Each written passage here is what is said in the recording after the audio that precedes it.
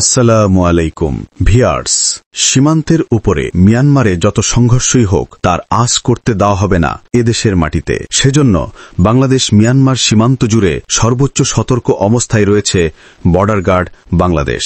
উদ্ভূত পরিস্থিতি মোকাবেলায় মিয়ানমার বাংলাদেশ সীমান্তে ইউক্রেন থেকে সংগ্রহ করা RK-3 কর্সার anti tank guided missile মোতায়েন করেছে বর্ডার গার্ড বাংলাদেশ।